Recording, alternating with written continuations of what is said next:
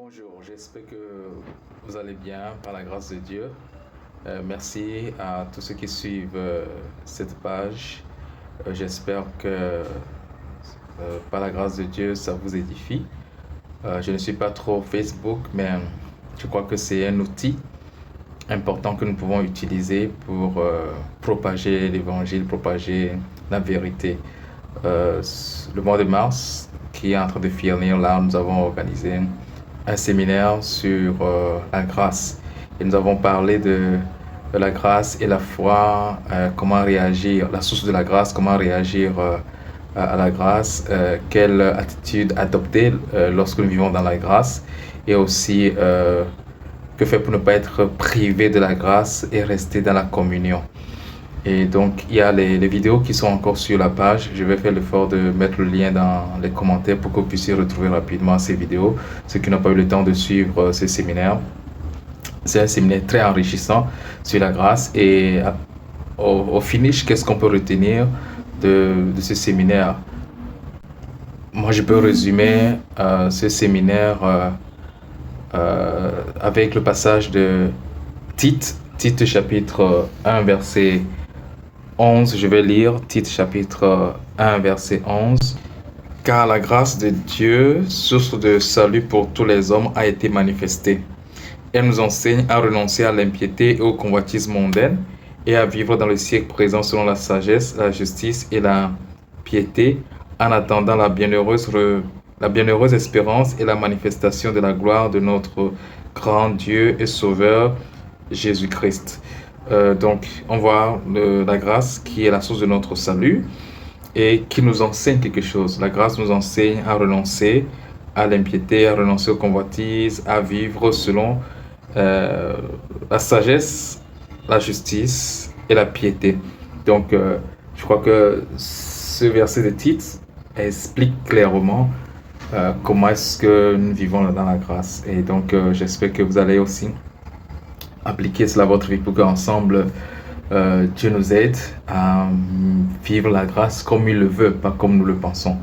Nous avons un autre séminaire en ce mois d'avril et comme vous pouvez le voir sur l'affiche, le séminaire c'est du 15 au 17 avril et le thème c'est la souveraineté de Dieu et la responsabilité de l'homme.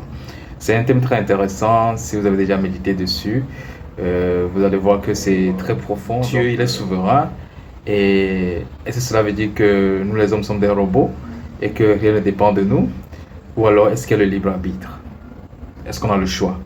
Est-ce que Adam, en mangeant le fruit de la connaissance du bien et du mal, Dieu, il est souverain, il savait pourquoi il a laissé faire?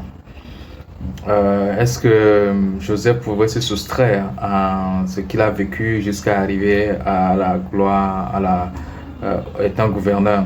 Donc, il y a notre responsabilité ou bien il n'y a pas.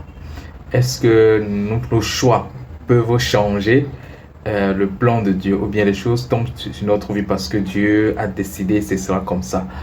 Est-ce que si quand nous rencontrons les malheurs, le bonheur, et ça vient parce que nous avons fait quelque chose, ou bien ça vient parce que Dieu a prévu ça pour nous.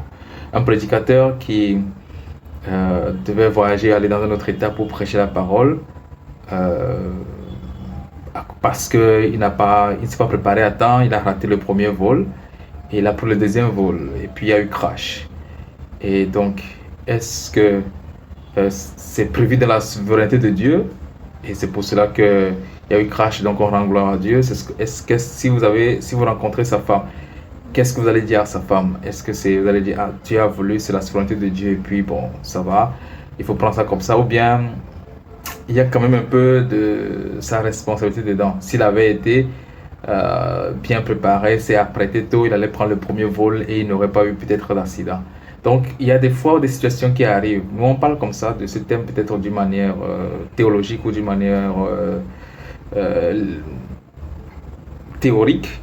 Mais quand nous rencontrons certaines situations dans notre vie, on se pose souvent des questions. Surtout quand c'est le malheur qui nous arrive, on se pose souvent des questions sur notre responsabilité et la souveraineté de Dieu et la décision de Dieu qui ne dépend pas de nous.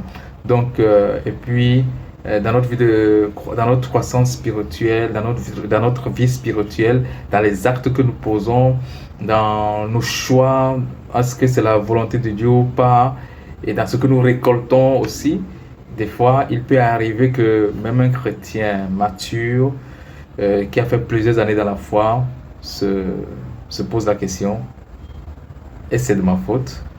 Est-ce que c'est la volonté de Dieu? Est-ce que c'est parce que Dieu est souverain que ça arrive comme ça et pourquoi Dieu le fait? Si vous voulez connaître davantage et partager sur ce thème, je vous invite à vous joindre à nous.